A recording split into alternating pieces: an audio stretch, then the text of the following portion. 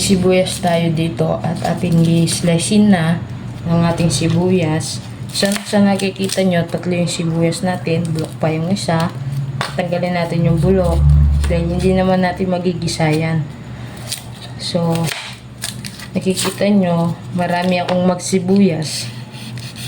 Diyan natin dadalihin yung ating inuulam. Lulutuin. Diyan natin hahabulin ang lasa sa gisa. Para kumapit yung lasa. Hindi ako nagtitipid sa bawang at sibuyas. For this time, gigisa tayo ng repolyo. Wala tayong bawang kasi sarado pa yung mga tindahan. Kaya walang bawang. Sibuyas lang. Tatlo dapat ilalagay natin. Sira yung isa. Okay na yun. Ating hawain.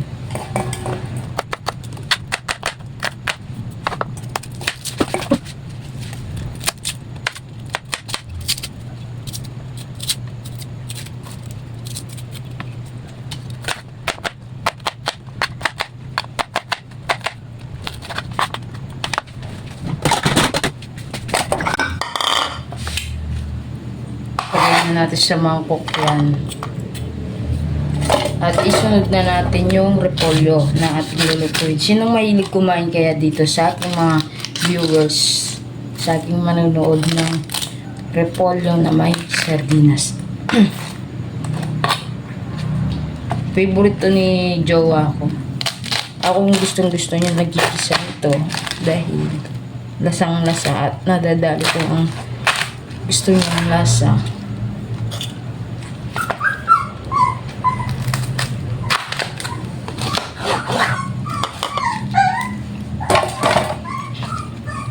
Tatanggalin natin yung matigas sa gitna at ating hihiwain ng maliliit. Ito. Sa ganyan lang.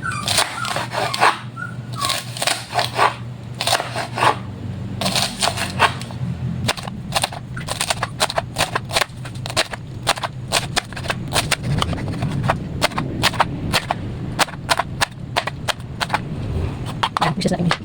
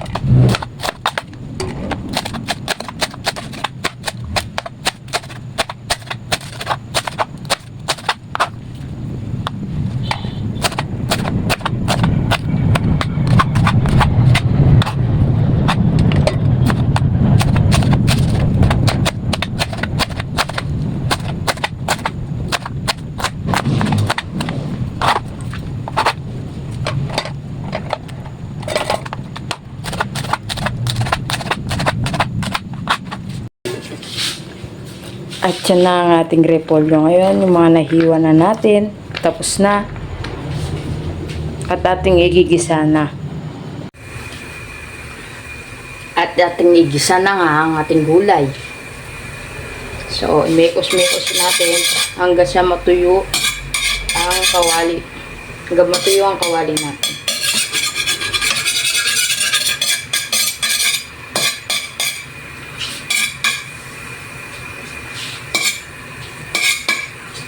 At nung matuyo na, ating lagyan ng mantika. Yan. Painitin lang natin yung mantika natin dahil nailagay natin na hindi mainit yung kawali. Kaya painitin natin yung mantika bago natin igisa ang ating sibuyas. Tapos yan, atin na nilagay yung sibuyas. Yan. Dahil mainit na.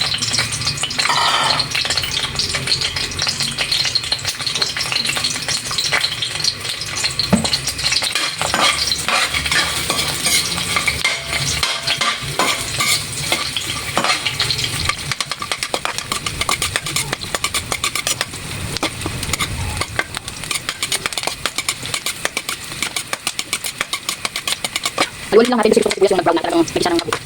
Yung naglatang yung sibuyas. Kasi lumabas na yung lasa ng sibuyas nun. Isunod na natin itong pansahog natin na saba. Itong saba na to, hindi ito masyadong malansa. Malalakay din yung isda niya. Yun. Nuna ko siyang gisa. Gusto ko kasi nagigisa siya talaga.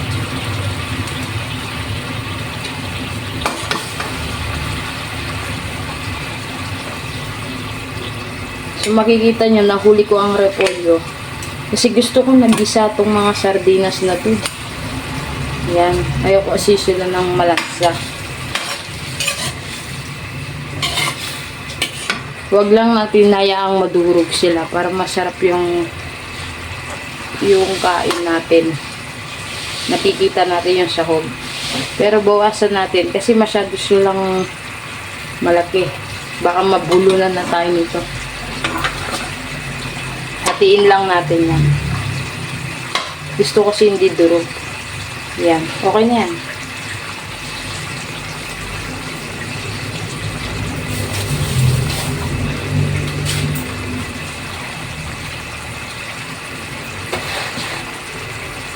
Yan, kumukulo na yung ating sardinas. So, ibig sabihin yan, nagisa na to. Okay na. Ngayon, ating ilagay na ang ating gulay. Ating repolyo. Madali lang tulutuin, mga ka-GG. Sa mga namamadali dyan. Ito, easy to cook to. Dahil repolyo lang.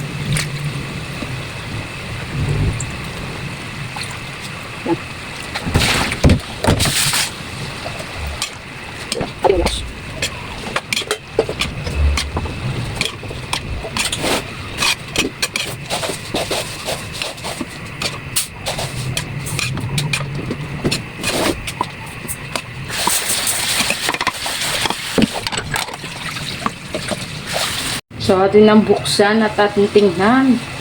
So, nakikita nyo, walang masabaw mga ka-GG. Pero, meron niyang sariling sabaw na nanggaling sa gulay. Ayun o. Oh. At sardinas. Yan ay purong-purong lasa. Pero, lalagyan pa rin natin ng tubig, pampala, sabaw.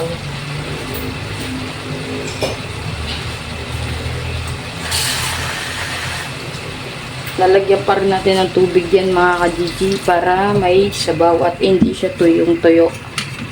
At lagyan natin ng asin. Yan, sakto lang para hindi maalat. Dami yan ka-GG. Puro pa mabubusog ka na. Lagyan natin ng pampalasa.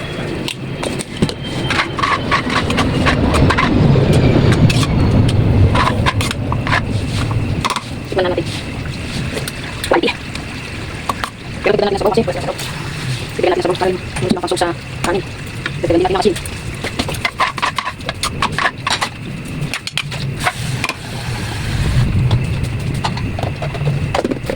Goods na.